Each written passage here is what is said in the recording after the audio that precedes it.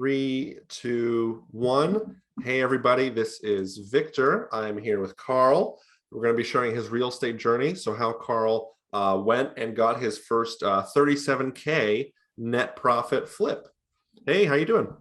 Good. How are you, Victor? I'm good. I'm good. Well, it's exciting to share your like real estate journey, and it's really cool like how far you've gone. You've actually went and bought your first flip. So you've bought it, closed it. Now you're working on like getting the tenant out, making some renovations, et cetera, et cetera. But just wanted to like share with everyone this milestone and like this first leg of your journey, which is extremely exciting, and you getting your first deal.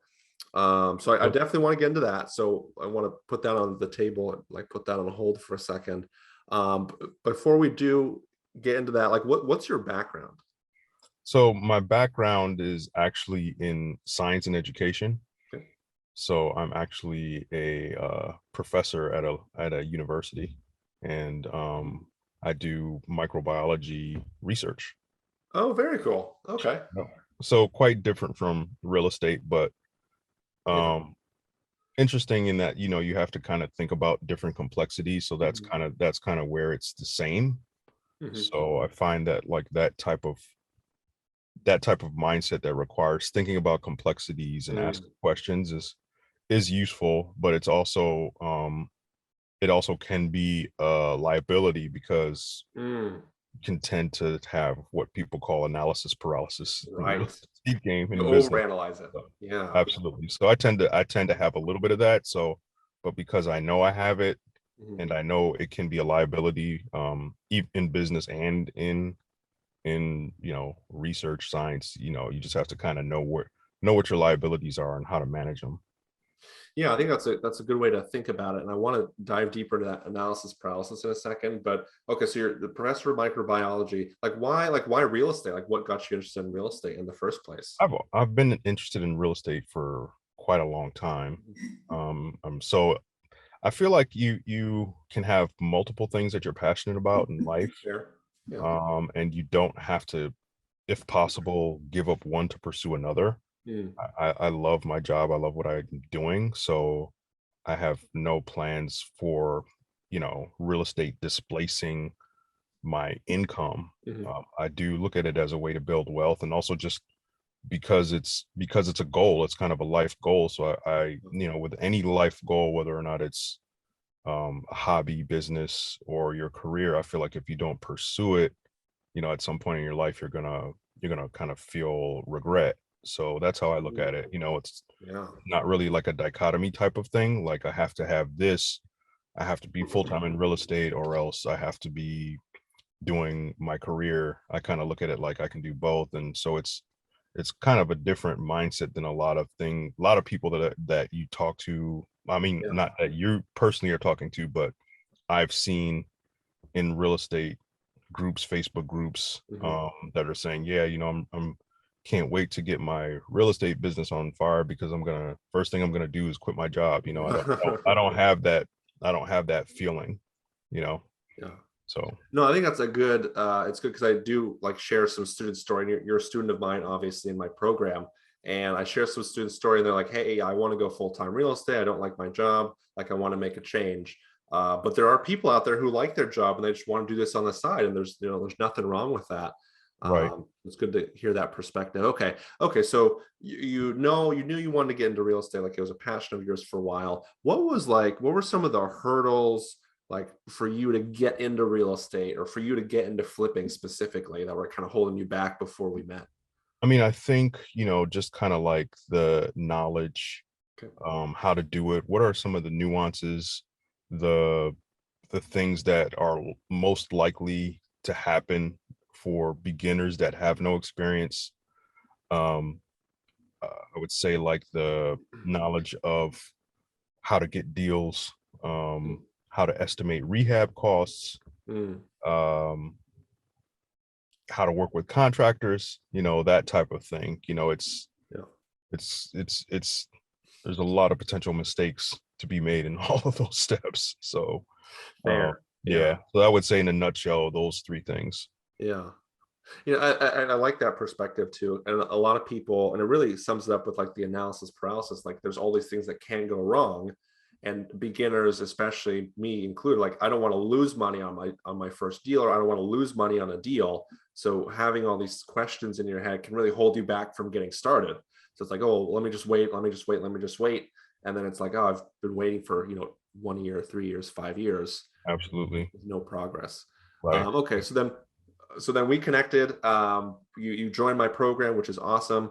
Um, I want to talk before we get into like the specifics of the deal, because I know you've done other mentorship programs, and you don't have to name any names, but how Right. is mine kind of compared to some other ones? I would say, well, first of all, I think when I met you and talked to you and talked to your staff, I just got I got a different feel. I got like a sense of authenticity, Mm. and of course it sounds bad when you're contrasting to other programs, because I'm not saying that other programs lack authenticity. I actually, I think I found out about yours maybe through BotFox, I think because so. Yeah. yeah, so I have no problems with them at all, Mhm. perfectly. And of course it's a different thing there, right? Because you're kind of learning how to whole get free leads for wholesaling there. Right. So that was It's great. But more as far fixing. as Yeah. other programs that I've been a part of, where you're learning how to build a real estate business, yeah, I think there's this type of thing where people are giving you just enough information but not really Mm. enough to succeed. And other than the fact that I felt like you were really authentic Mm. and that you really wanted your students to succeed, you have all of the information really laid out, um, in your course. You're accessible as far as if people need to talk to you. It's very easy to get in contact with you Mhm. through the different mechanisms that you've set up. It's very easy to set up a one-on-one with you. Um, so, I really liked that. Your course is very systematic from start to finish. So yeah, and you also have tools for people. You have um people that may not have the capital to get into a deal. You have Mhm. solutions to get around that. And other programs, they'll say that, but I've witnessed you actually put that in motion for myself as well as other students. So yeah, I mean, I think there is quite a contrast between my experience with you and other programs. No, I appreciate it as well. I've seen like the guidance and like the tools are really helpful. And obviously it's been helpful because you have your first deal here, which is really exciting. So definitely want to Absolutely. get into that. The first thing I want to say is, like, I think for this one, I don't think you put any of your own money into it, if I'm not mistaken. Like, I don't, you maybe put maybe $100 or zero Yeah. dollars. Like, how much did you put into it? Yeah, yeah, about that, Okay. not, yeah. So I can't remember precisely what it is, but yeah, it's yeah, very little to none. Okay. Awesome. Yeah. Yeah. So But I that was, love to hear about the deal, like whatever you're comfortable sharing. If you're yeah, comfortable sharing numbers, great. Whatever you're comfortable with. yeah. So basically, this is a 3 bedroom, 1.5 bath property outside of the Pittsburgh area. Mhm. And I found the deal through a wholesaler that I networked with on Facebook. Mhm. And she posted the deal on Facebook. I sent her an instant message. We started talking about the property. She sent pictures. I tried to get a contractor in there to look at it. First time, a couple of times they didn't show up, so that kind of made things a little bit challenging. And with it being the first flip we're trying to take down, we actually tried to get the contractor in after signing the contract, which that kind of made things a little bit challenging Mhm. because of that. But the property was in relatively good condition. There's tenants there. The exterior is pretty good. There's some updating that needs to occur, and maybe in the bathroom, and maybe in the kitchen. But Mhm. other than that, just it needs painting and maybe some trim work. So it's actually it's Okay. it's the type of deal that you want your students to have Mhm. generally on their first deal, where you say, not anything major. Because I remember we talked about the other deal that I was looking at in Baltimore, where Yeah. the scope of work was a lot bigger, and we didn't move forward with that. But yeah, definitely, I'm glad that we didn't, because it's Right. I certainly think that this particular deal is going to be a lot easier to manage, Mhm. even with the challenges that we had. So one challenge that we have is, tenants are still there, so we kind of have to manage that. But yeah, so in a nutshell, we got the property for 64, Okay, nice. and we are estimating a rehab budget of 25K max, and the ARV is about 150. So Awesome. yeah. Not bad. Good numbers. I know we were talking before, like even your worst case scenario, like you can just turn it into a rental because it already is rented out. Like there's a tenant in there, you're gonna have to get them out, which is no big deal. We've talked about how to do that. Right. And like turn it into a rental and you have a cash flowing asset, which is very exciting. Yeah, absolutely. So like you said, that's the worst case scenario. So Mhm. as far as exit strategy, so yeah, I think we're in good shape, barring, you know we don't know what we're going to end up seeing. Hopefully we won't see anything major, but yeah, I think we're in good shape compared to what, compared to other potential rehab projects where the scope is much bigger, as you highlighted with the other opportunity that I was taking a look at. Yeah, that's awesome. And I think you've only been in the program like what's been like 2 months, Yeah, 3 months. You got this July. one pretty quick. Yeah, July, yeah, yeah. So like two months. Wow, yeah, awesome. yeah. Got this one super quick. Um, what are some like the things you learned or like, yeah, because yeah, what are some of like the things you learned going through this process? Because it's your first deal, it's your first flip. So the learning curve is like learning from a fire hydrant, or what's the saying? Drinking from a Yeah, fire hydrant. drinking from a fire hydrant. Yeah, yeah. Yeah, so it's really interesting because there's kind of there's the course, and then there's actually going through the process when you're actually trying to get a deal, and I do think, the things you're saying in the course, like, start making offers, get something under contract, because as you're doing it, you start to learn quite a bit that complements the information that you're getting, Mhm. and I know actually doing is one of the best ways of learning. So I think that was really good, is just kind of taking action. You hear it, it's cliche, right? But definitely taking action if you want to try to get your first flip is really important. And um the thing is, there's going to be barriers to all of those, Mhm. as far as finding potential deals, financing the deals, getting the contractors. But what I learned is that all of those things can be overcome. There's Mhm. strategies to overcome all of those barriers, but it comes with knowledge and practice, and you may need partnerships or tools, Mhm. knowledge of marketing, or knowing how to network with people that can get you deals. Mhm. So that's really what I learned, that it's not that bad once you have a systematic way to overcome all the potential obstacles to actually get you into a flip, you know. Exciting stuff. Yeah, we Yeah. broke you out of your analysis paralysis and you took Yeah. action. I still have to work on it on a daily basis as Yeah. well. Yeah. Yeah, definitely. Yeah. Yeah. Well, I mean, you've made progress. That's the biggest thing. Like you're not gonna Yeah. snap your finger and it's gone forever. Like Yeah, you're getting absolutely. better. Yeah. Yeah. Yeah. No, and I do think that talking to you has helped kind of break out of that analysis paralysis, because um you're able to kind of redirect that mental energy when things are kind of moving around.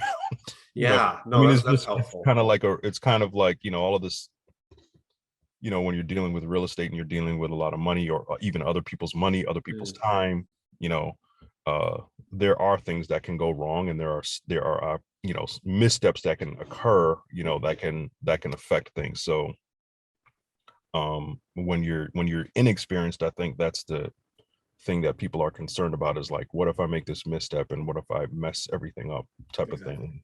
And of course, that is the analysis paralysis. But I do feel as though once we get through this one and we're already looking for a second opportunity, that all of that is going to go away. And then that's like you said, getting your first is transformative, right? For the knowledge, and for the financial benefit, and also just the experience of like, okay, I've Mhm. actually done it, so I can do it again. I think that's the big thing, right? Is Mhm. if you've done it successfully, you know that you can do it again. Mhm. And then once you've done it twice, then it's like, okay, Yeah. I can kind of repeat this because I've done it once, I've done it twice, so I can do it a third time. And then you kind of, at least that's what I'm estimating, because I haven't done my second or third. No, But no, you're correct. You're spot on. You're spot on with that. You yeah, have a pattern going, you have a right. trend, Yeah, type of thing. That's really cool. yeah, And I think I was going to say something, but I forgot what I was going to say. So along those lines, like, would you recommend others work with me as well? yeah, absolutely. Absolutely. I think you have a great program. Obviously, you know, it's a business for you, but I think that you definitely are really vested in your student success. Mhm, You're vested in your business, but you're vested in your student success. You really want to see your students succeed. mhm, I see in the, in the mentorship group that you're checking in on everybody every mhm. week, twice a week usually. You're tagging them. So I don't know. I mean, certainly that's work. You have small groups and really huge groups, but it just shows that you're really vested in their interest. You're concerned about their progress. So Mhm. and again, I just think that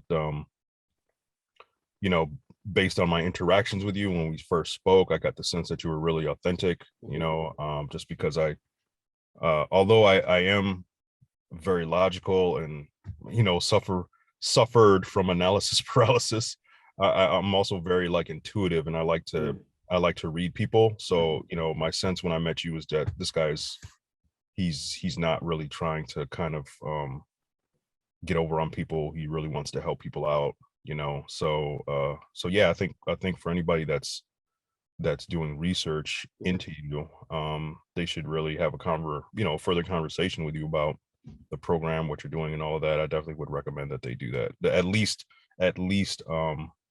you know, get into the group. They could, Mhm. I don't know how you feel about them contacting other students, but they could do that if they want to do their due diligence, or just Mhm. have another conversation with you. I Yeah, definitely well, think. I mean, if you're open to it, I don't want folks bothering you, but if you're open to folks reaching out, I mean, that's a different story. Yeah, yeah. I mean, me personally, I don't mind somebody Okay. sending me a message saying, "Hey, what was your experience?" I was just saying that, like, like even me, for example, I do a lot of due diligence on Right. these types of things. So I'm sure that there are other people, that are like, I really have to kind of look into this before I make a step, because there are so many trainers out there, Mhm. Yeah, So, you but just have to know what you're getting into and know. right, yeah. So What? I definitely think with the system that you have, and obviously the fact that you really are vested in the success of your students, I do think that you have a good corner on the market, in my opinion. Oh no, I appreciate it. Yeah, Yeah. Well, yeah, yeah, I appreciate it.